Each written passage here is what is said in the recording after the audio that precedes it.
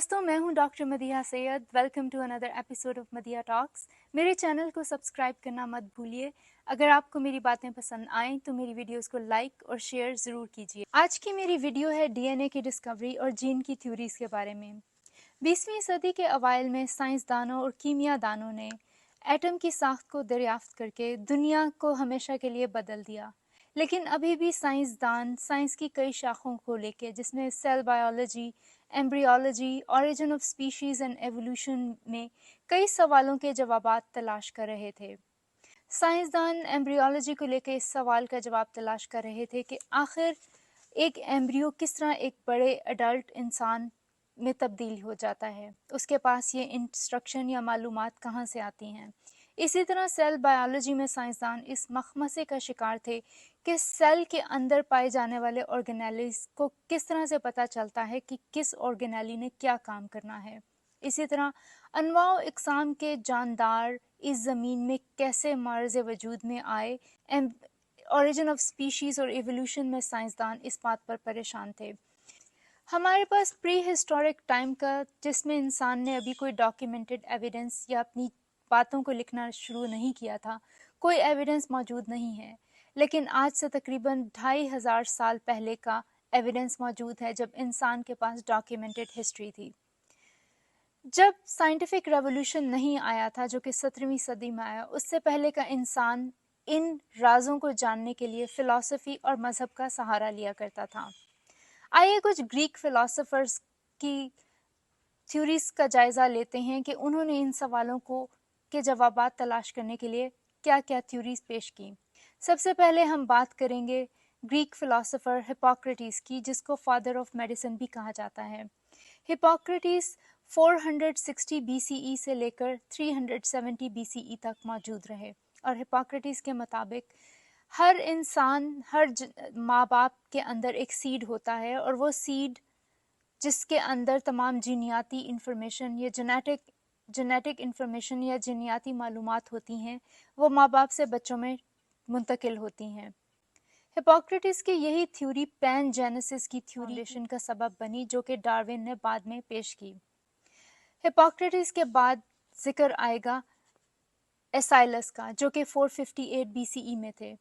एसाइलस के मुताबिक ये सीड बाप से माँ के वूम में या माँ के बच्चादानी या रहम में इम्प्लांट होता है, और मेन किरदार बाप का ही होता है, और माँ के वूम का या बच्चादानी का किरदार सिर्फ ये होता है कि वो इसकी परवरिश करे। ग्रीक फिलोसफर्स का जिक्र हो और एरिस्टोटल का जिक्र ना आए तो ये मुमकिन नहीं है। एरिस्टोटल 384 BCE से लेकर 322 BCE तक मौजूद रहे। एरिस्टोटल के मुताबिक माँ और बाप के खून में ऐसे तमाम जीनियाती मालूमात मौजूद होती हैं जो माँ बाप से बच्चों में मुंतकिल होती हैं। एरिस्टोटल के मुताबिक बाप का सीमन प्यूरिफाइड ब्लड है, जबकि माँ का मेंस्ट्रुअल ब्लड इम्प्योर अनप्यूरिफाइड ब्लड है, और इन दोनों के मिलने से एक नया जानदार वजूद में आता है। एरिस्टोटल की यही थ्योरी ब्लेंडिंग थ्योरी की फाउंडेशन का भी सबब बनी। ब्लेंडिंग थ्योरी का जिक्र मैं थोड़ी सी आगे चलकर करूंगी। एरिस्टोटल के बाद जिक्र आएगा थियोफ्रास्टस का। थियोफ्रास्टस 371 BCE से लेकर 287 BCE तक मौजूद रहे, और उनके मुताबिक male flower ripens the female flower. इसके अलावा उस वक्त के इंसान साइंटिफिक रेवोल्यूशन से पहले इन सवालों के जवाब आप मजहब से भी तलाश करते थे। मजहबी लोग अपने अपने मजहबी अकायद के हवाले से और उनकी मजहबी किताबों में पाई जाने वाली देवमालाई कहानियों, जो कि सुपरस्टिशन, मिरेकल्स और मौजज़ात से भरपूर होती थीं, उन पर इक्तफा करते थे। हर मजहब की अपनी एक क्रिएशन मिथ या थ्योरी ऑफ या ओरिजिन स्टोरी है, और ये ओरिजिन स्टोरीज जो कि सादा लो इंसानों के जहनियत की अक्कासी करती हैं, चाहे वो हकीकत से कितनी ही दूर हों, मजहबी लोग इन पर सवालात नहीं उठाते। लेकिन इसके बरअक्स साइंसदान मज़ाहिब से बालातर होकर इन सवालों के जवाबात तलाश करने में दिन रात मसरूफ़ रहते हैं। साइंसदान ये समझते थे कि सेल बायोलॉजी, एम्ब्रियोलॉजी और ओरिजिन ऑफ स्पीशीज़ और एवोल्यूशन को मिलाने वाली एक कड़ी है। यानी कि एक मिसिंग लिंक है जो इन सब साइंस की ब्रांचेस को आपस में मिलाता है, और कोई ऐसी चीज़ है जो जीनियाती मालूमात या जेनेटिक इंफॉर्मेशन माँ बाप से बच्चों में ट्रांसफ़र करती है। 17वीं सदी में माइक्रोस्कोप की डिस्कवरी के बाद दो बड़े ग्रुप सामने आए। उन ग्रुप्स में एक स्पर्मिस्ट था और एक ओविस था।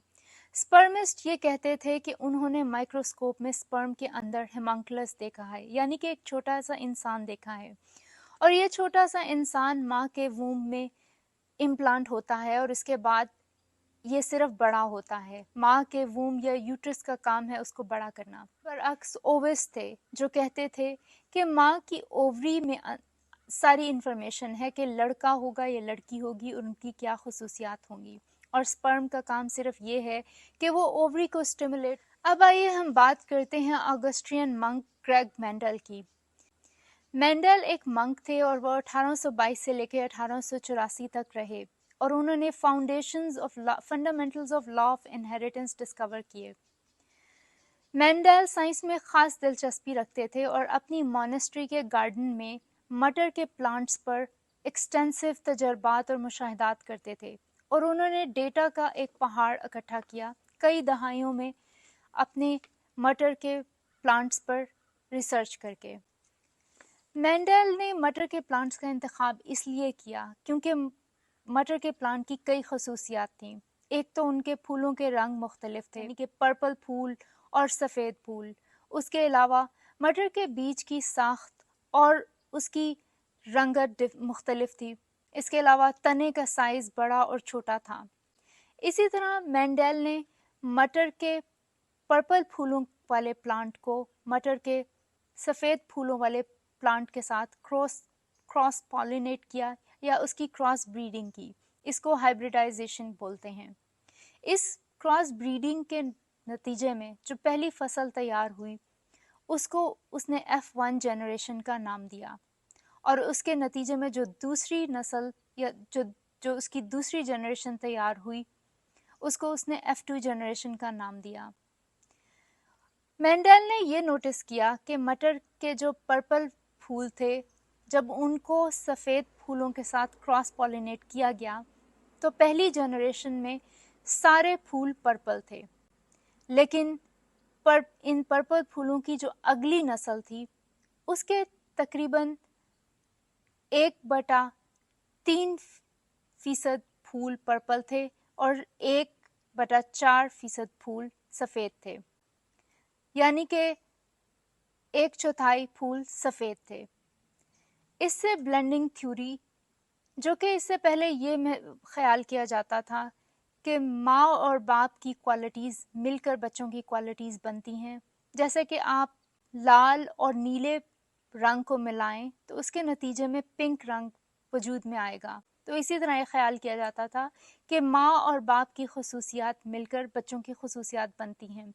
लेकिन इस थ्योरी की वजह से, ब्लेंडिंग थ्योरी की वजह से कई सवालात फिर भी रह जाते थे। जैसा कि कई दफ़ा ये होता है कि बाप के बालों का रंग ब्राउन हो लेकिन बच्चों के बालों का रंग भूरा हो, लेकिन पोते के बालों का रंग फिर ब्राउन हो।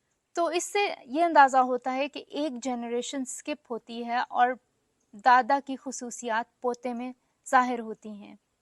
तो आखिर कोई ऐसी चीज़ है जो जेनेटिक इन्फॉर्मेशन को एक जनरेशन से दूसरी और दूसरी से तीसरी जनरेशन तक महफूज तरीके से पहुंचाती है और इसमें इंफॉर्मेशन लूज़ नहीं होती, जबकि ब्लेंडिंग थ्योरी से ये इंफॉर्मेशन हमें समझ नहीं आती।